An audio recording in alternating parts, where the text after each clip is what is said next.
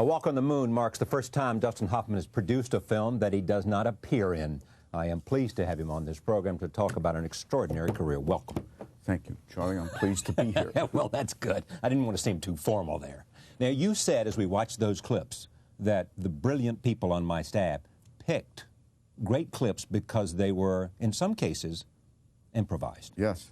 Take All the President's Men as one. That scene that you just saw was improvised. Meaning what?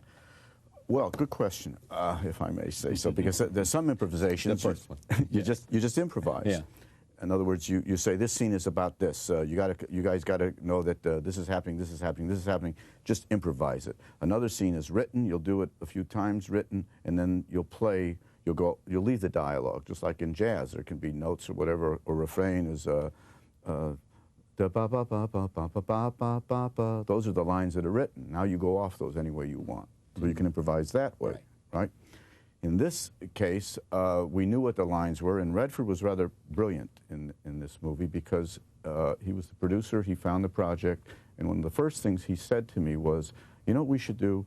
We should memorize not only our own lines in every scene of the movie that we're in together, but we should memorize each other's lines. And then we should interrupt each other anytime we want. So you may be saying to someone at the door, hi, I'm Carl Bernstein, and he said, I may take over and say Bob Redford, or you're liable to say and he may say Carl Bernstein, and so that we don't know what we're doing. And in that particular scene, I think it was, I can't remember, it was all one of ours dialogue.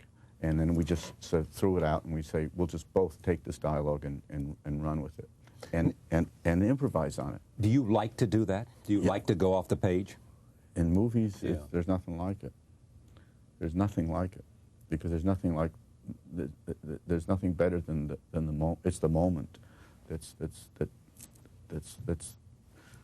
a big screen. That's 70 feet of whatever of people up there. And I remember Marlon Brando said when he was when he was my icon when I first started, and he had said in an interview, he said he was watching all those candid cameras. He couldn't stop watching those candid cameras. He learned more. Because in those candid cameras, you really learn what real people do. And when you're improvising, it stops you from acting. It stops you from knowing the way you're going to... This is improvising a little bit. I'm doing better at this right now than if I had to learn the lines. Very good, yes. But it's more authentic because, you know... I mean, people say that the best thing on television is this, talk, of this kind, which said, no, we didn't pre-screen, we didn't pre-interview you, you had no idea what I was going to ask, and I have no idea what you're going to say, and then I got to play it.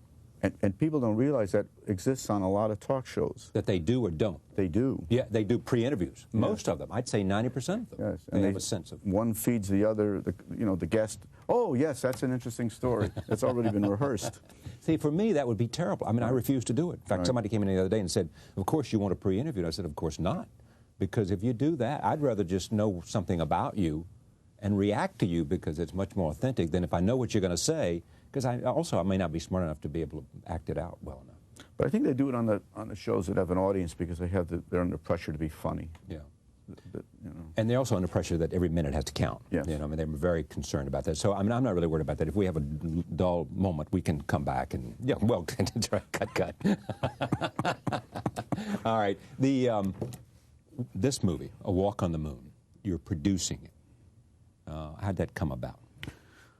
I got the script a few years ago somehow, and my reader reads it, and if my reader likes it, then they say, read this, and I have a pretty strict reader, Christopher Santos, and maybe he'll give me 5 reads a year, and he'll read a ton of stuff, and I know he has good taste, but I know that sometimes he'll give a read to something I'll say no to, so I'm not afraid of him passing up something that's good, because I will veto over him many times.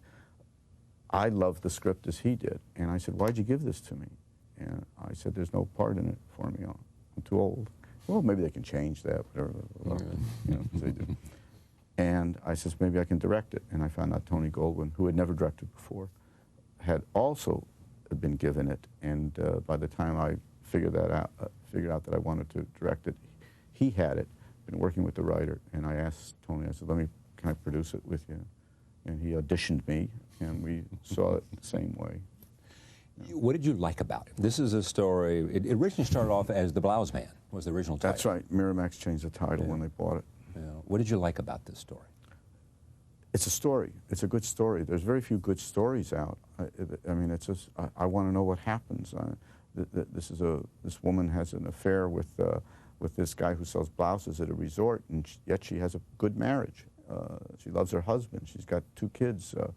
The daughter, the older of the 2 kids, Anna Paquin, is suddenly getting breasts and gets her first period, and suddenly there's a sexual awakening, and it's reflected by, or it's amplified by the fact that it's 1969. It's free love. It's Woodstock is a few miles away from where they're vacationing, and the mother is going through a inner crisis which she is unaware of, and that always interests me.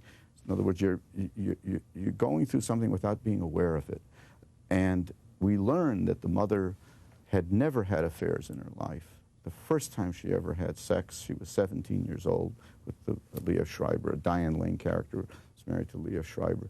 And she got knocked up with Anna Paquin, and suddenly the daughter is now going to have this independence, this sexual awakening, this freedom that she never had, and she starts having an affair.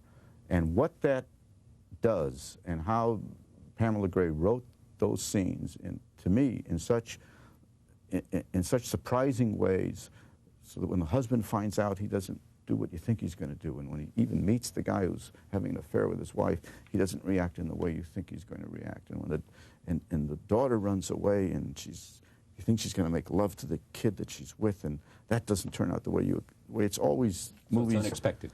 Yeah, and mainly, I guess, you know, ultimately, I think when you pick stuff to do, I mean, an actor either picks something to do because he has to, like we try to satirize in Tootsie. You take any job. You take a tomato, you play a woman, you do anything. I mean, but if you can choose, then, and you know, you're lucky enough to spend most of your life being able to choose, as I have in film, then if you look back and you say, well, is there some common theme here? It is the same that is true, I think, in Walk on the Moon, and that is, it's what I feel most emotional about. It's family, and it's the fragility of holding a family together sometimes, the fragility of holding a marriage together, the ability to get past being angry, upset, unloved, betrayed, to forgive, and to hold that nest together. And I must say, it's not only the thing I feel strongly about, it's the thing that I feel has been eviscerated in the century that I've been a part of. Just what do they call it in Vietnam when they just scorched earth policy? Scorched earth, carpet bombing, all that. That's what has happened to the family. The idea that we are not doing enough, in a sense, to protect and stabilize the family because it's so fragile, and we get so crazed by a violation of what we... And it's been blown to smithereens. I mean, wars have done that. I guess let me say, when a bad thing happens, like in Littleton, I mean, wow, this happened. Well, it didn't start yesterday. I mean,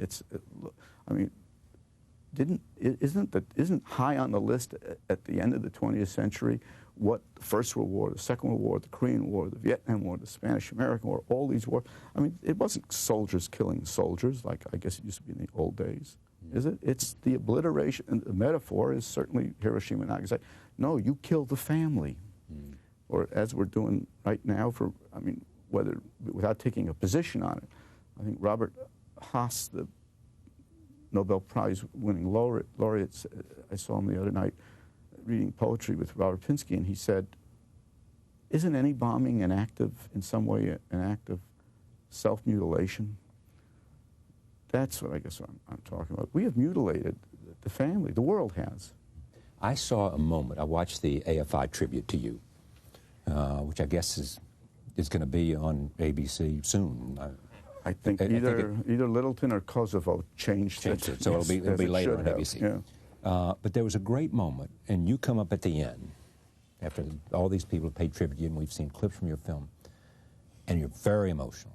and you turned to your family. And you said a small semblance of what you just said. I mean, there was a sentence in which you felt so emotional about the fact you looked over there, and there was your wife, and there were your kids. And you said something, which I've forgotten exactly, but it was just, clearly, it was reflective of the same emotions you just said. The fact that you families are so crucial, and we need to go the extra mile, you know, yeah, to keep them together. And there's so many combinations of reasons why it's, I mean, I mentioned war, which is war.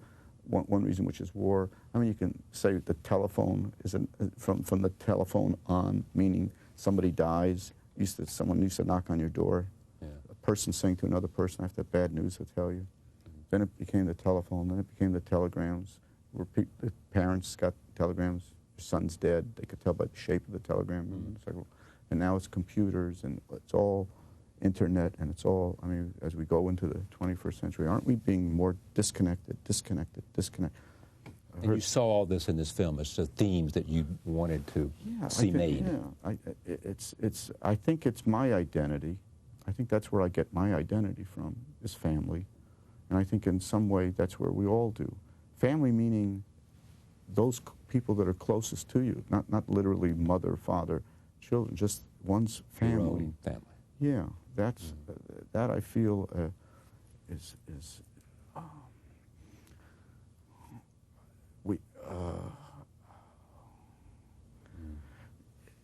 we experience an Oklahoma City bombing, and it's like this Littleton thing. It's cataclysmic because it's the families, all the families that have been blown up, all the mothers, all the fathers, all the children. Like that, there was a school there.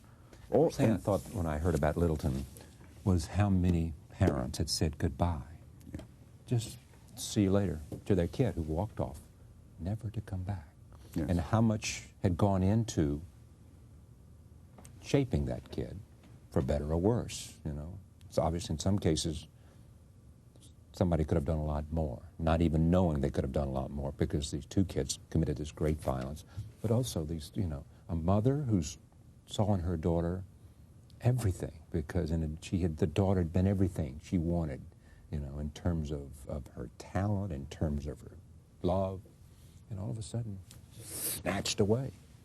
You know, it can't get any worse than that. To lose. Did you see the child funeral for Isaiah?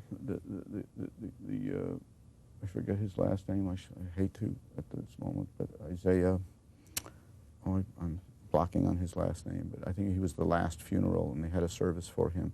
And when he was born, he was born somehow with a bad heart. He barely made it, his father said. Then he had an operation when he was 2 years old, and he barely got through that. And this kid, he said, that's the father. That's why we named him Isaiah, because we knew he was going to, you know, make it. And then he fought, and they have pictures of him as he's growing up in the memorial tribute, and he's so little. He's little, you know, half the size of any other kid in the class, and you just see this, as you say, this life that he's fighting for, that his parents are, you know, and then you see that moment when he's suddenly on the football team at 4'11" or something in high school, and this wonderful pose of his hands on his hips. Pride.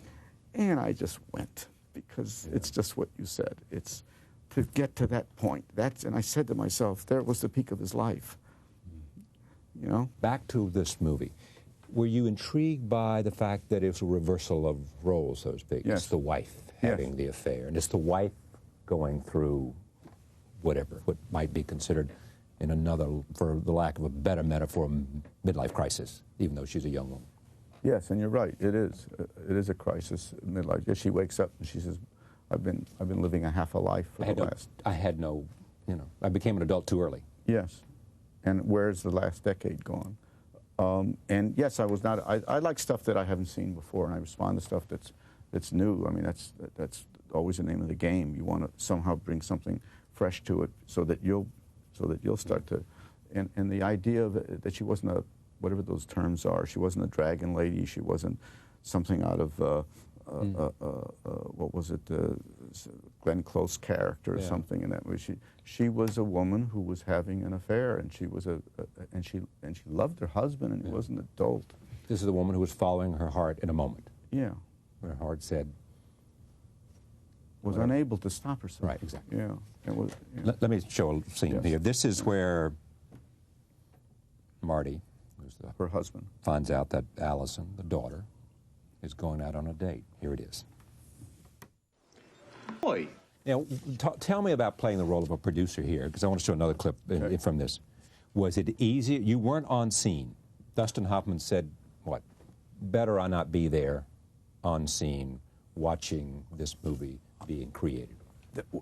Tony Goldwyn directed it, and a wonderful director who I think and had never directed before. I think he surprised himself. And when we talked about, since he had never directed before and he was an actor and he was going to start, I said, maybe it's best that I'm not there the first few days. I mean, have your freedom, your space. You don't, you know, it's intimidating enough to be the first-time director. Create your relationships. All of that, with crew and cast. And I said, why don't you send me tapes? And they FedExed tapes to me, and we'll talk on the phone. You know, I get the tapes the next day after the shooting. You can put everything on videotape now. And I said, then I'll come, you know, second week or whatever. And we worked so well that way, and the rushes from the get-go were so good. I said, you know, don't change a winning game. And I never went on the set. I never went in the cutting room. I gave notes. He'd show me a cut, went back. It must have been great for him. He's there first time directing, and you, whatever everybody knows about your acting, but also you love the business and you love movies. I mean, you know, you're a perfectionist and all that stuff. And you are approving, you are reinforcing the work he's doing. It's got to be good for a guy who's making his first film, to have somebody at the other end who, A, is reinforcing, and B, perhaps is being suggestive and making suggestions. He respects me, and he did respect me, so yeah, you're right, it must have felt good to him. The truth is that when you're a creative person, you only know when something feels bad, but you're not sure it's good, even if it doesn't feel bad. If you're an actor on stage and you've done a performance that feels great, and there's someone that you respect that's in the audience, and they come backstage, they knock on the door, if they tell you it stunk, you believe them. Really? I felt so good. But you know you're wrong. And if you do what you think is a bad performance, and they tell you, boy, what a great piece of work, I felt terrible. Listen, I've seen you do that 5 times already. That's the best performance you've ever given. You believe them or don't believe them? You believe them. You believe them. When you're in there working, you're very insecure. You have no idea if it's working or not. Take outside opinion, if you trust it. If you trust them, or you don't take any.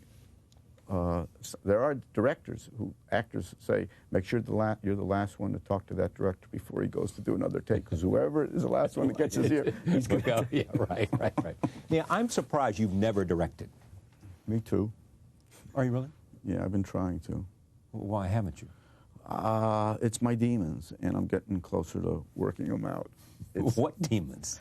My demons. I started to direct a movie called Straight Time. I cast it, right.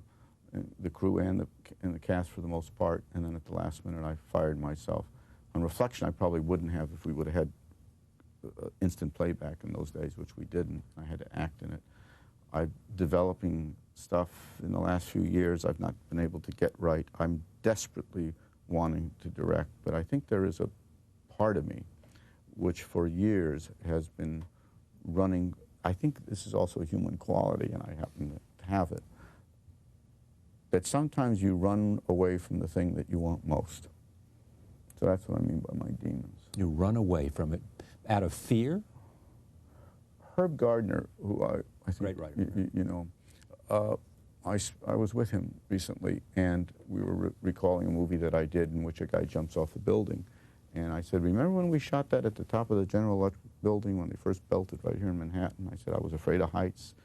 And he says, why? I says, I don't know. And we were looking over the edge. And he says, well, maybe it's not that you're afraid of heights. Maybe you're like me. He says, there's this little man in the back of your brain that says, jump, go ahead, jump. Maybe you're not afraid of heights. You're afraid of the little man that says jump. Yeah. So you're afraid of yourself. So then we were talking further, and he says, I remember I went out to L.A. after I wrote 1,000 Clowns, and he says, they wanted me to do 3 pictures, and they gave me a bungalow and a hotel, and he says, I went back to New York after 3 days, and the truth is I wanted it all. I wanted to be famous, and I went to a restaurant with a producer. I'd never been out to L.A. I saw Jack Benny. I love seeing Jack Benny.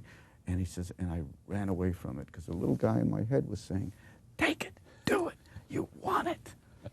So that's what I mean. It's the guy that tells you not to jump, and it's the same guy that says, do it. It's what you really want. But it's got to be more. It's got to be more than that. I mean, Go ahead. Well, I want to. Yeah, doctor. Yes, I'll help you on this. Thank you. But I mean, you've got all the tools there. You are a student of film. You understand acting like few people do. You know story. You have soul and instincts. You're a perfectionist. You care about the end result. I mean, what is it? It's got to be more than just a little man back there saying, or what is it the little man come from is a better question, I guess. You know, I mean, directing, you can do this, and you know you can do it. Is it you're scared of failing? Is it because you're not sure this is the right one to make the leap?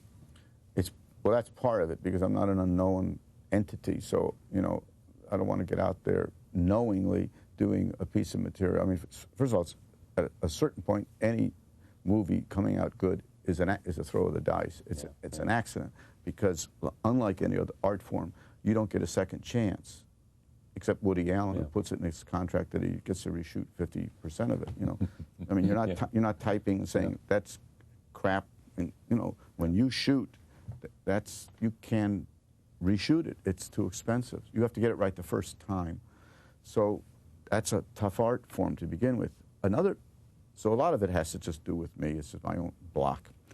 But another part of it has to do with is the town that makes films, euphemistically called Hollywood, whether it's New York or L.A.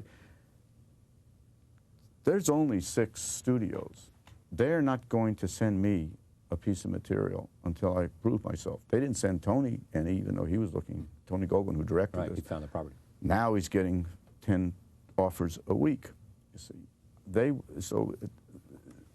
don't feel as you do. Or you said one thing that would make them run a distance. What's that? Perfectionist. Oh, boy. I know, because they think he's going to go over budget, he's going to take too long, he's not going to come in on schedule. Yes. All the things that we hate, he's going to deliver. And it's changed now. The whole business has changed now. But if you really wanted it, really wanted it, you could overcome all of that. Yes, I could. You know, but you haven't. I know, but I will. Okay, but this might be this might be a first step. Watching this process with Tony. Maybe watching this program. All right, before we leave, we'll come back to this. Here is a clip in which Pearl meets the blouse man. Take a look. Love comes out, an affair. You feel good about this. This was a great experience for you. Yes, it was a great experience. It was a lucky experience to get a good script and to be fortunate enough to get somebody like Tony Goldwyn, to get a cast like this. And I must say, what the critics don't do, which is unfortunate, is that they're the first to tell you if you've spent a lot of money on a movie. They're the first to tell you that that the budget is this, that, and the other. But what they don't say is, you know, because we've gotten very good reviews, but it would be nice if they said, this young director, Tony Goldwyn, did it for $8 million, where the average movie today is $50 million. The average movie takes 60, 70 days to do it, and this young man did it in 36 days, I think, which is extraordinary. I mean, it's quick. He was having to work at a medium. And your message here is, look, I believe in this. Take a look at it, because it's not it turned out well, and I'm proud of it, you know, and in the attention for moviegoers today, you're up against, if you have a small film like you just described, with a great story, you're up against overwhelming odds that you can get people just to come in and take a chance on something. Yes, it's a very, very frightening time. It's a time that Midnight Cowboy wouldn't have gotten made. It's a time that, or it wouldn't have a life beyond 2 or 3 weeks. Same would have happened to Rain Man. Rain Man opened soft. We got actually mixed reviews. We opened with very soft business, and if Rain Man had opened today, it would be in the video stores in 4 weeks. It is a different time now, for many reasons. I mean, the movies are geared toward the kids that open the movie, as they call it, 2,000 screens or whatever. We open in 2 or 3 screens. We try to build a word of mouth. You cannot, for the most part, you cannot build a word of mouth anymore. But at the same time, you know, you're beginning to see those studios like, even though I realize the other kinds of movies, Miramax, that's who did October this. Films. Yes. Not big studios. Lionsgate, all of them are looking for small stories to tell. Yes, yes. Small meaning... about relationships, about human relationships, beings. which I think are big stories. Yeah, I do too. Yeah. I do too. But I agree. But they're small focus in terms of average people relationships that have universal themes to them. You know, we were talking before about violence and all the things that are being talked about because of Littleton. What I don't hear being talked about now is why. Why is it such a turn on? Violence? Yeah, in terms of the kids going, whether it's on the Nintendo or the... Why is that such a turn on? I don't know. I really don't. You know, I mean, would you just know that in a sense, a lot of people stepping forward saying, look, it's not having the kind of impact that the video games and all of those things are not necessarily. Jerry Levine said the other day in a speech, you know, that it's not quite as clear-cut as we all seem to rush to say, you know, in terms of this direct link between violence and then in terms of movies and video games and then these acts of violence. On the other hand, you know, there does seem to be this incredible sense of repetition. People see things or they read about them. They see about Littleton and then they begin to think and, you know, and they begin to try to copycat in one way or the other. So clearly there's some kind of imitation taking place in our society. Let me take you way back, if I can, to why you always want to be an actor? No, never thought about it. Really? Really. And when you said, "Let me take you way back," that's a way back. Yeah, I did. That's way back. I remember. But it is. I'm back to the '60s. Oh no! I was born in 1937, and one of my first memories is about during the Second World War. They put a little piano. We were kind of very lower middle class, but somehow my father was so proud to get an upright piano, and they put it in front of me when I was about 5 or 6, and I was told, you're gonna have piano lessons. It wasn't a question, and I started practicing piano, and I guess I had some talent for it. And by the time I was 11 or 12, we were in Los Angeles, and I studied at the Los Angeles Conservatory of Music. By the time I got into high school, I tried to get away from classical music and form a jazz or be in a jazz group. I didn't have the talent that those other kids had, and I suddenly had my little breakdown when I was about 16 or 17. I said, that's it, no more piano. It had been most of my life. And coupled with the fact that I was not a good student, I probably would have been termed ADD today. In those days, they just called it, he's a daydreamer. You know, you can't hold the focus unless you want to. And in junior college, I needed grades badly just to not flunk that first year. And someone said, take acting. Nobody flunks acting. 3 credits. You need 3 credits desperately. And I took acting, and I vividly recall Miss Sutcliffe, who was the acting teacher, she wore hats, held out a hat, and she said, everybody take a piece of paper. And my piece of paper said Glass Menagerie, the Tennessee Williams play. And I had to do a scene with this girl. And I'd never read it, and I read it, and we started rehearsing every day. And I was absolutely shocked and stunned, and I am still in awe to this day that there was no clock ticking. There was no time. It wasn't like homework. Even learning lines wasn't homework. And 10 hours just of rehearsing just flew by like 5 minutes. It was extraordinary. Did you know you loved it then? No. I just knew that, I loved it without knowing it. I didn't say, I love this. Yeah. I never had that experience before. I mean, because I had practiced piano every day looking at my watch. I'd studied all the course looking at the clock or whatever. I hated to practice. I hated to study. And I had never done anything where it was like being on a drug. Then I must assume that the answer to the question, are you happy that this took place, is absolutely Yes, because A, you love it so much, and you've had such an extraordinary time in there. You've never regretted that you left music for this thing that did not have a clock attached to it. Yeah, yeah. I mean, if God right now was to put his wand on me and say, you want to give up acting for the rest of your life, and just hit the keyboard and you'll be a wonderful jazz musician, I'd take it in a second. You would? Yes, I would. Why? Because they look like they're having a time. Come on. So it really goes back to the fact that maybe because you weren't so good. That's right. Weren't so good that... I didn't have the ear. I couldn't pick it up. Yeah. I didn't read music fast. But if you could have been good, man, you would have been... Oh, man. Yes, to watch any instrument, bass, Chet Baker, trumpet. I mean, you must know. You say, sure. God, you watch. But I'm like you are, though. I have no ear, so I would be terrible.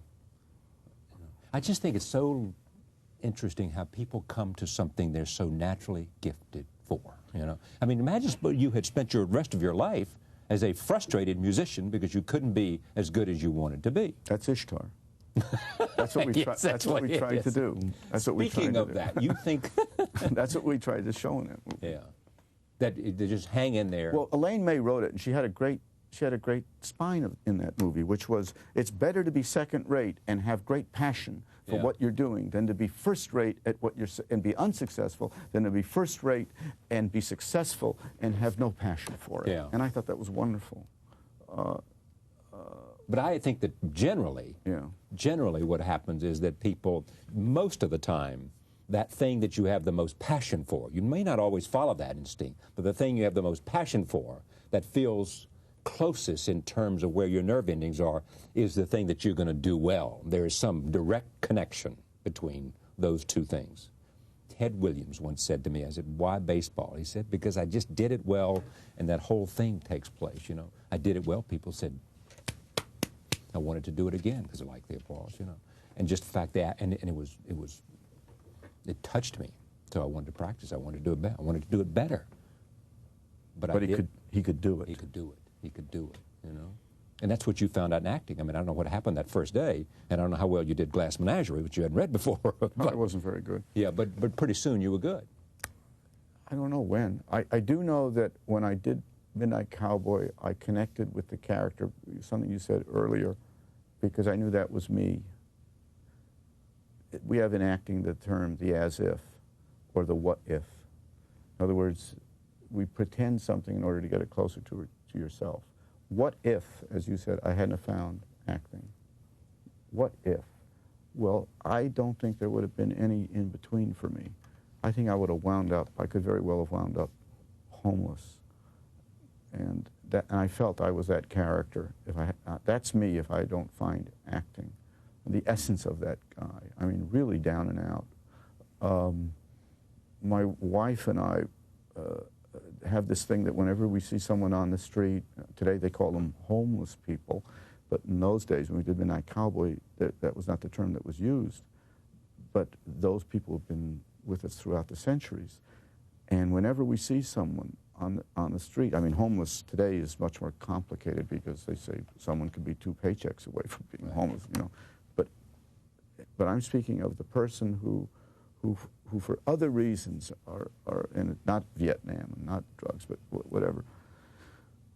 But we always say, what's the baby picture? And I remember when I was doing Ratso, I thought that. And if we see someone on the street, you just think of the baby picture. And what happened? What year was it? Was it when they were, 6 years old, 8 years old, 10 years old? Where was the fork? Where is the fork that brought them to this moment instead of Ted Williams or even Ishtar, where they're not good at it, but they're making people happy. Yeah. I mean, surviving. But not only surviving, but they're in the Holiday Inn in Morocco or something, singing "That's a Morrie," and they would do it for the rest of their life, and the people in the audience love it. Yeah. And that's Elaine's point. Yes. Yes. There's passion there. They love doing it, and there's people entertained, and everything is just a matter of scale. Somebody else is doing it in a larger hall, and somebody else is doing it. That's right. With 50,000 people watching. Yes. You know it's that all gradations. You know that thing that Tuesdays with Morrie and then the book. and about the guy, and Ted Koppel did the series, and I read the book, and I looked at it. Here the guy has this amniotropic thing, Lou Gehrig's disease, where it starts from your toes. I mean, what a metaphor. So you slowly, very quickly, you start being paralyzed, all the way up in a matter of weeks. I mean, it's like a nightmare. And then you wind up lungs paralyzed, and you're in bed, paralyzed up to here. And he knew it was going to be his last interview, in the Koppel interview. And the Koppel says, "Is there anything you want to say, Morrie?" And I remember the words he said, which is, when you're talking about that, we're talking about Ishtar, and the last words he said was, "Love or die." Love and that's, or die. Yeah, and that's what, I think that's what Elaine May's talking about when you say passion.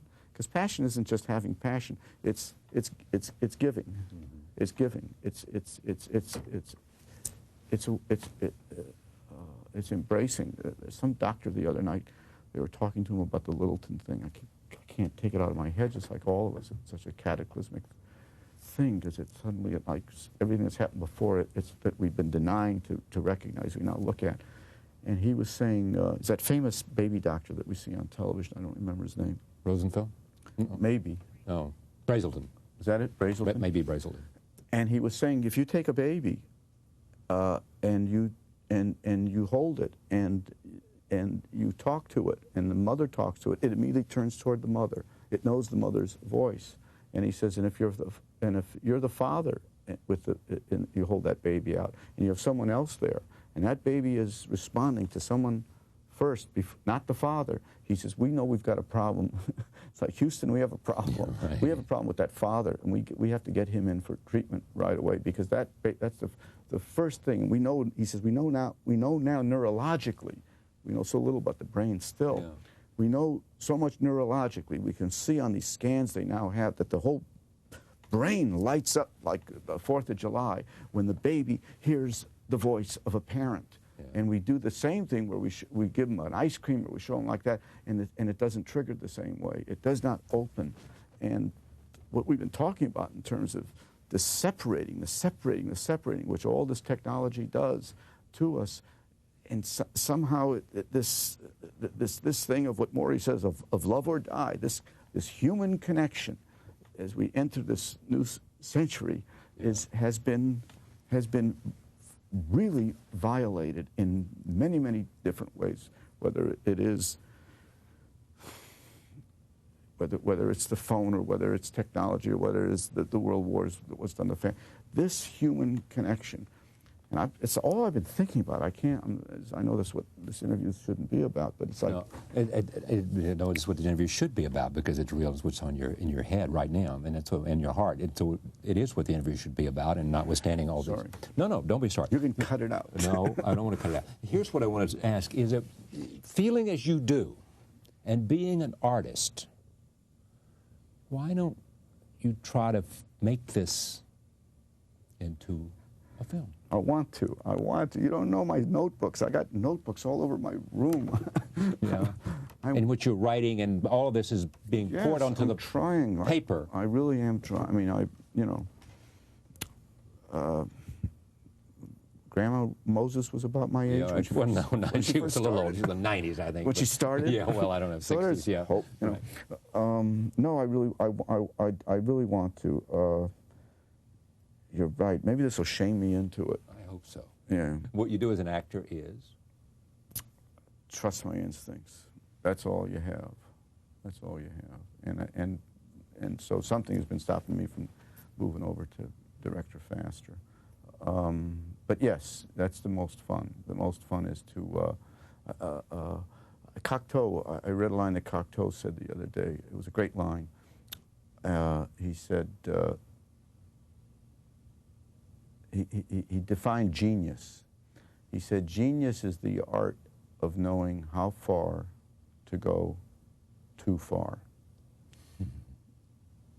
Genius is the art of knowing how far to go too far. Yeah. And that meant to you? Well, in a sense, there was, I don't know if you use the word genius, but you have a prearranged thing here. Yeah. Somehow the thing takes on a life of its own, right. You say. So most people, a lot of you will not do that. They wouldn't trust it. Because we're going too far off the thing. Genius is knowing how far is too far. Yeah, how far can you go too far? We have, well, okay, if genius is knowing how far is too far, then we haven't, in my, whatever genius I have, is knowing that we haven't gone that distance. We have not crossed that boundary. No. You know, because people, in the end, what we see here this evening with you is a side that we don't normally see. You know, we can see you talking about roles. We can see you last night or a couple of nights ago on David Letterman in another play, or on this show or that show. You know, but it's mainly because most people want to hear you talk about the movies you've been in. They want to know more about Rain Man. And so do I. And they want to know more about The Graduate. And they want to know how you felt about the families that you met. And so do I. And I've heard you talk about that in a very interesting way and in a very emotional way. You know, but at the same time, we want to be fresh, and we want to be different, and we want to strike new ground. So you trust your instinct. I just read a poem. Before you finish, I got to read you this poem. So before you finish the show, tell me, and you can always clip it out if you don't need it. But it's a great poem. But anyways, the thing that gets... Well, what's the poem say? Should I read it? Yes. Okay, now what I'll do is, because I met the poet afterwards, and I've been carrying it around for days. I just heard it last week. Robert Pinsky. Oh, sure, I know Robert Pinsky. He's a poet laureate, isn't he? That's right. Which means he got for the viewers, he got the Nobel Prize, and now he's going around trying to bring poetry to the... He got the Nobel Prize or the Pulitzer Prize? I think the Nobel Prize, wasn't it? May have been the Pulitzer. Pulitzer, yeah. One of those prizes. He got a prize. He got one of those big ones. Yeah, yeah, right. So,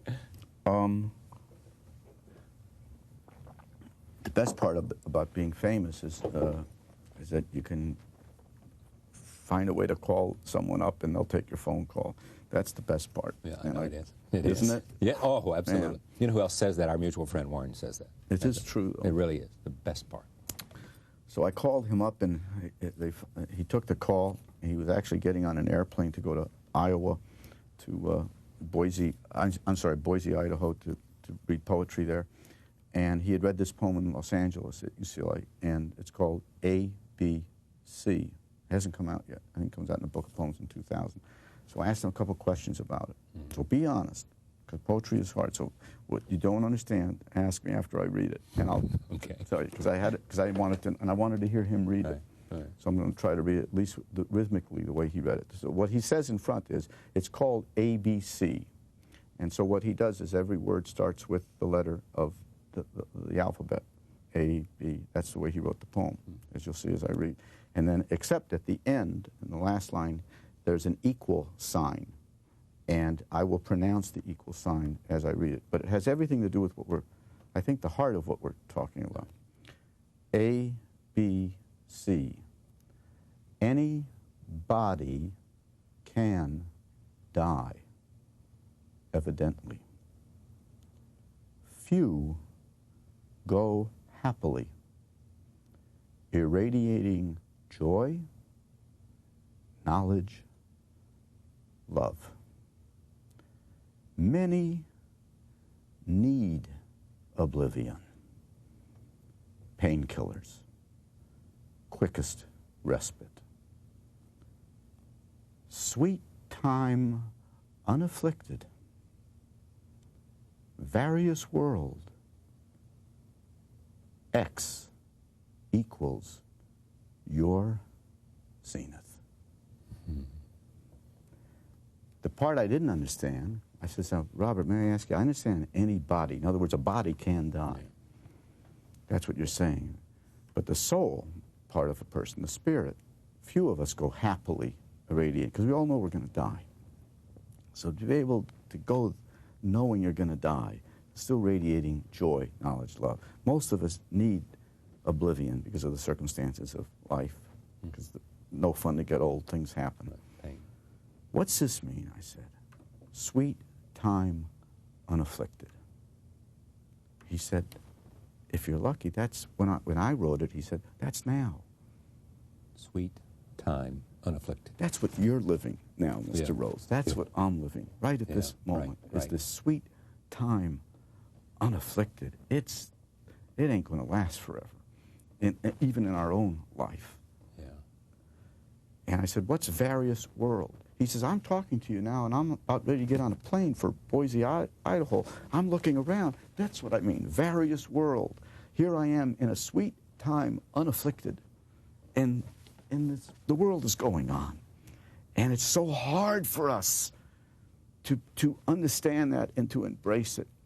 And I think what gets me, and I connect with him, and I connect with when I do material, and even when I meet somebody who I feel is like me.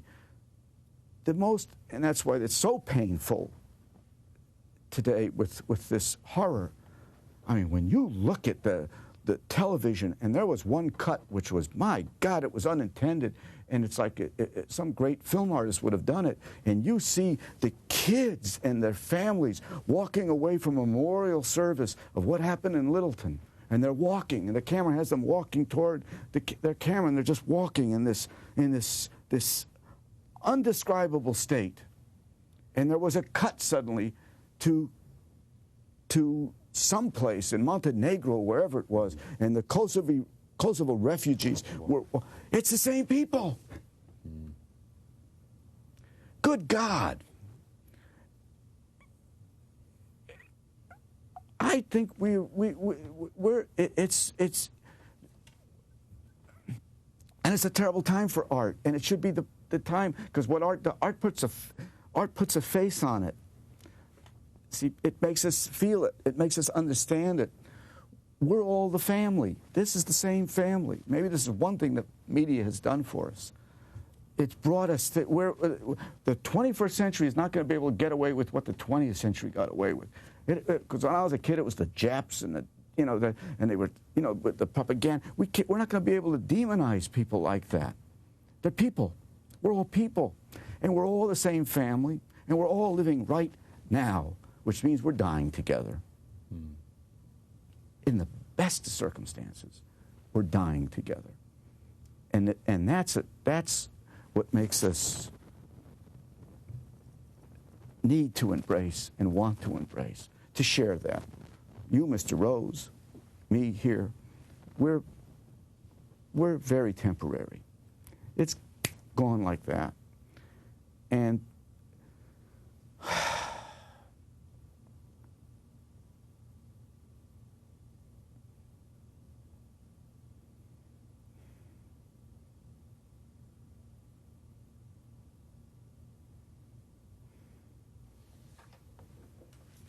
thank you very much. God bless us all somehow. That's the last line of is Dickens' Christmas Carol. Tiny Tim gets up on the table. God bless us all. God bless us all, everyone. Thank you, Dustin. Thanks for this. Pleasure. Thank you. Dustin Hoffman for the hour. Thank you for joining us. We'll see you next time.